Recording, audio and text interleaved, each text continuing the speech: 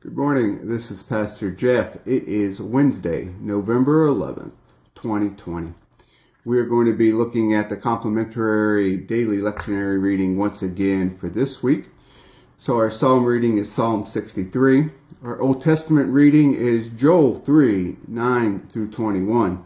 And then our New Testament reading is Matthew 24, 29 through 35.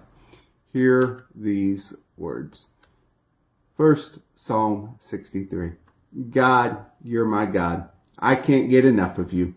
I've worked up such hunger and thirst for God, traveling across dry and weary deserts.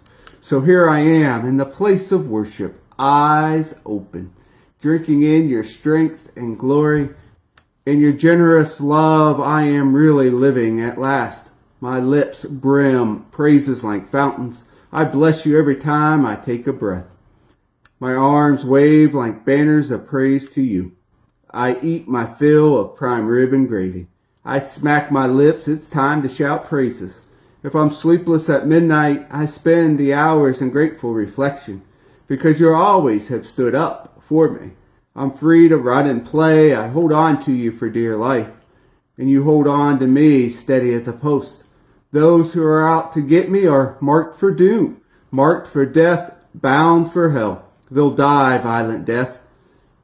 Jackals will tear them from limb. But the king is glad in God. His true friends, they spread the joy, while small-minded gossips are gagged for good. Our Old Testament reading is Joel 3, 9 through 21. Hear these words. Announce this to the godless nations. Prepare for battle. Soldiers at attention. Present arms. Advance. Turn your shovels into swords.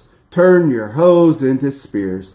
Let the weak one throw out his chest and say, I'm tough. I'm a fighter. Hurry up, pagans. Wherever you are, get a move on. Get your act together. Prepare to be shattered by God. Let the pagan nations set out for Judgment Valley. Then I'll take my place at the bench and judge all the surrounding nations. Swing the sickle, the harvest is ready. Stomp on the grapes, the winepress is full. The wine vats are full, overflowing with vintage evil. Mass confusion, mob uproar in Decision Valley. God's judgment day has arrived in Decision Valley. The sky turns black, sun and moon go dark, stars burn out. God roars from Zion, shouts from Jerusalem, earth and sky quake in terror. But God is a safe hiding place, a granite safe house for the children of Israel. Then you'll know for sure that I am your God, living in Zion, my sacred mountain. Jerusalem will be a sacred city, posted, no trespassing. What a day. Wine streaming off the mountains, milk rivering over the hills, water flowing everywhere in Judah. A fountain pouring out of God's sanctuary, watering all the parks and gardens. But Egypt will be reduced to weeds and a vacant lot. Edom turned into the barren's badland.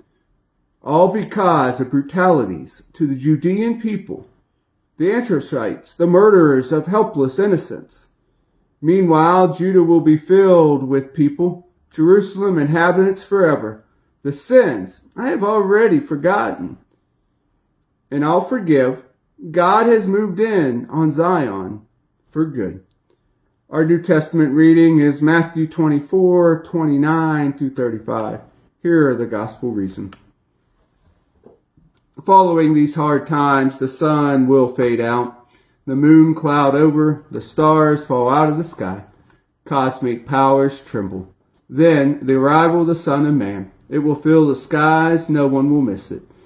Unready people all over the world, outsiders to the splendor and power, will raise a huge lament as they watch the Son of Man blazing out of heaven.